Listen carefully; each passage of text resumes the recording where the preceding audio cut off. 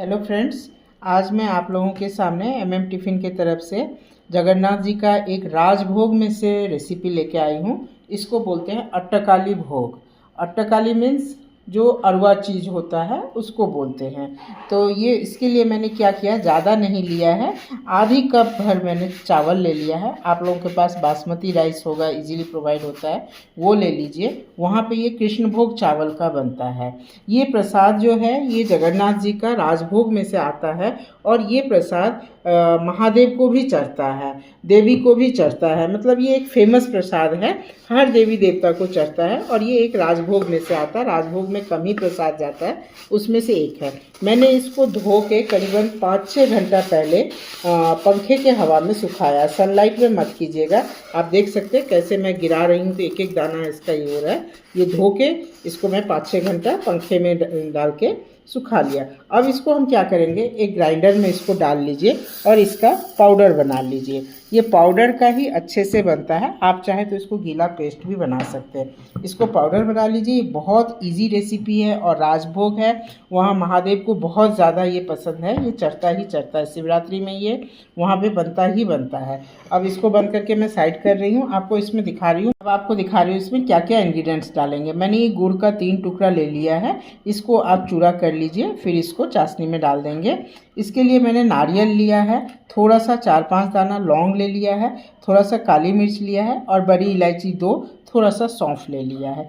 इन सबको हम क्या करेंगे, जब चावल पाउडर बनाते हैं आप उसमें भी पाउडर बना सकते हैं या आप अलग से पाउडर बना के डालना चाहते हैं वो भी कर सकते हैं। नारियल इसमें मस्ट है, काजू किशमिश ये सब कुछ नहीं इसमें पड़ता है, सिर्फ सौंफ देते हैं, थोड़ा सा सुगंध के लिए ये देते हैं। तो ये बहुत ही इजी रेसिपी है और वहाँ इस रेसिपी का बहुत महानता है। बहुत ही माने कोई भी पूजा होता है जिसमें राजभोग का यूज़ होता है उसमें ज़रूर डालते ही हैं। लिंगराज है, पूरी भुवनेश्वर में लिंगराज मंदिर है, वहाँ ये बहुत ही बनता है क्योंकि वहाँ महादेव जी हैं। और जब भी हम पुरी का माने जगन्नाथ जी के लिए दर्शन के लिए जाएं तो कहना है कि लिंगराज जी से आप शुरुआत कीजिए अपनी यात्रा। मतलब महादेव को पहले दर्शन कीजिए, फिर आप कोणार्क जाइए, सूर्य जी को दर्शन कीजिए, फिर पुरी जाइए और पुरी जाइए जगन्नाथ जी का दर्शन कीजिए। तो जैसे हम लोगों के यहाँ गंगा नहाना है, वहाँ समुद्र का नहाना बहुत ज़रूरी होता है। तो आप सी बीच पे आनंद भी लीजिए और ज़रूर वहाँ स्नान कीजिए, तो बहुत पुण्य होता है। बोलते हैं जो जगन्नाथ जी के सीढ़ी पे पैर रख लिया वो स्वर्ग धाम का रास्ता उसको मिलता है, बहुत शुभ होता है वो जगह। तो चलिए हम अट्टालिका बनाते हैं, कैसे बनाते हैं वो मैं अब आपको दिखाती हूँ। देखिए मैंने चावल का पाउडर बना लिया है, इसको छन्नी से छान लेंगे फिर बनाएंगे, अच्छे से छान के फिर बनाएंगे। अब इधर मैंने एक पतीला डाला है, इसमें मैं 1 कड़छल शुद्ध देसी घी जो होता है वो डालिए। प्रसाद में कभी भी मैंने हज़ारों बार बोला है रिफाइंड नहीं यूज होता है, मस्टर्ड ऑयल नहीं यूज होता है, हम घी डाल लेते हैं जो कि घर में बना हुआ होता है वही घी डालेंगे। अब इसमें मैं क्या करूँगी, 2-3 तेज पत्ता डाल रही हूँ। फिर जो है इसमें थोड़ा सा नारियल जो हमने काटा हुआ था वो नारियल डाल दीजिए और थोड़ा सौंफ हम जब पाउडर बनाएंगे उसमें डालेंगे। थोड़ा सा सौंफ आप ऐसे डाल दीजिए, ज़्यादा नहीं डालना है, ये हम सिर्फ खुशबू के लिए डाल रहे हैं। अब इनको अच्छे से आप फ्राई कर लीजिए और इसमें आप चाहें तो चीनी भी डाल सकते हैं या गुड़। तो मैं गुड़ ही यूज़ कर रही हूँ कि प्रसाद जो होता है वो गुड़ से ही बनता है, वो चीनी नहीं डालते।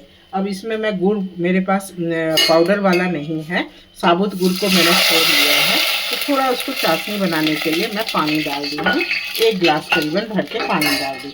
अब इसमें ये जो गुड़ है मैं गुड़ डाल दे रही हूँ।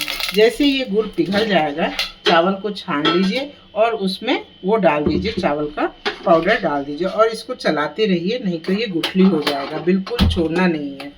इस भोग में दूध की यूज़ नहीं होती है, वैसे ही बनती है ये भोग। ये मैं बार बार बोल रही हूँ, राजभोग में आता है। आप लोग ज़रूर इसको बनाइए, ट्राई कीजिए। वैसे भी आप बनाइए, जब भी कोई प्रसाद बनाना होता है बहुत इजी प्रसाद। गुड़ का पानी जो है ये बिल्कुल अच्छे से उबल गया है, गुड़ इसमें घुल गया है। अब ये जो चावल का पाउडर बनाए ये धीरे धीरे इसमें डाल दीजिए और इसको अच्छे से चलाते रहिए ताकि ये गुठली ना बने। ये बहुत ही पुराना प्रसाद है, ये जितने जनरेशन बाय जनरेशन हम लोग बढ़ते जाते हैं तो कुछ ना कुछ एक एक नया भोग तो ज़रूर ऐड ही होता है। पर ये भोग जो है, ये जब से जगन्नाथ जी की स्थापना हुई है, जब आप इतिहास पढ़ेंगे तो उसमें ये प्रसाद का है, ये बनता ही बनता है। और ये महादेव को बहुत प्रिय प्रसाद है। उनके लिए ये शिवरात्रि हो गया, कुछ भी फंक्शन होता है, महादेव की जो पूजा होता है उसमें उड़ीसा में ये प्रसाद बनता ही बनता है। देवियों को भी ये प्रसाद चढ़ता है।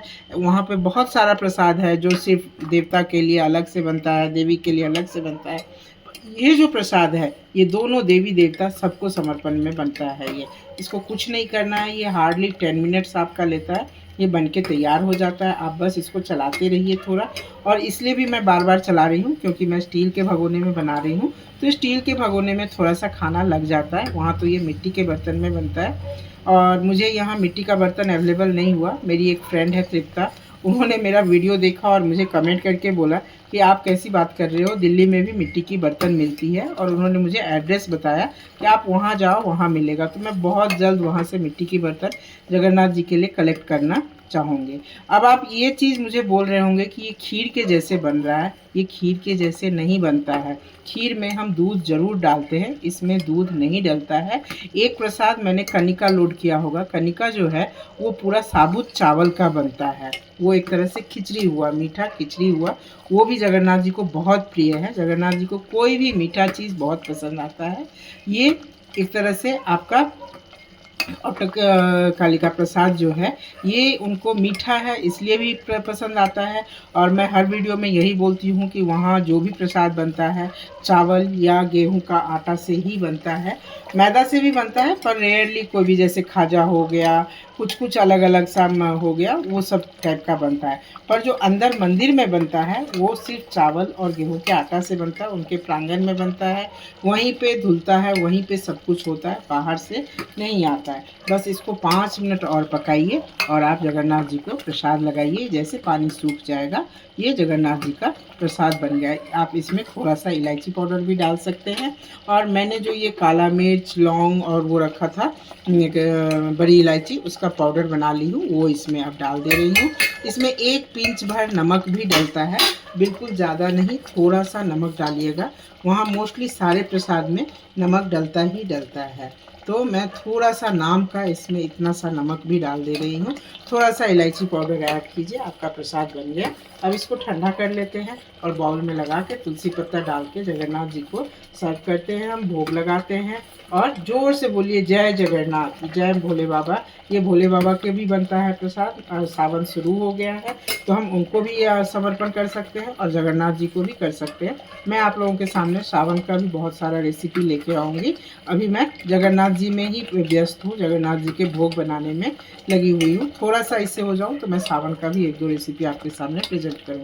ये देखिए मेरा अट्टकाली प्रसाद, महाप्रसाद जो आपका राजभोग प्रसाद में आता है, वो बन के तैयार है। मैंने इसको भोग के लिए एक कटोरी में लगा लिया है और अब इस पर तुलसी पत्ता डाल दे रही हूँ। ये मैं इस प्रसाद का एक छोटा सा आपको एंडिंग में बता रही हूँ। ये प्रसाद जो है माँ लक्ष्मी के निगरानी में बनता है। वहाँ पे जगन्नाथ जी के जो भंडार है, जो रसोई घर में, उसमें हमेशा माँ अन्नपूर्णा जी बैठी रहती हैं, उनके निगरानी में बनता है। वो हर रूप में वहाँ पे होती हैं। और गणेश भगवान जो होते हैं वो सब पंडा को बल देने के लिए वहाँ पे रहते हैं। मतलब उतना क्विंटल चावल जो बनता है, दाल जो बनता है, तो उन पंडा सबको बल देते हैं गणेश भगवान, ताकि वो उठा सके, रख सके और वो बर्तन नहीं फूटता है। और अगर कुछ भी नियम में कर देते, छुआछूत में कर देते हैं, मैं नेक्स्ट वीडियो में आपको डिटेल्स दूंगी इसका। छुआछूत में होता है तो कुत्ते की परछाई दिखती है वहाँ पे, ये कितने बार हो चुका है। और जैसे ही पंडा सब कुत्ते की परछाई देखते हैं तो जितना खाना बना रहता है वो सारे खाना को वहाँ पे मिट्टी में गाड़ देते हैं। उसके लिए अलग से जगह बना हुआ है। मतलब 10 क्विंटल 15 क्विंटल चावल बना हुआ है तो सारा गड़ाता है, फिर से रसोई घर को धोया जाता है और फिर दोबारा खाना बनता है। तो बहुत नियम वहाँ पे होता है। वहाँ पे 2 कुआं है, गंगा और जमुना नाम से। अभी तक कुएं में से ही पानी निकाल के खाना बनता है। पंडा पानी नहीं निकालता है।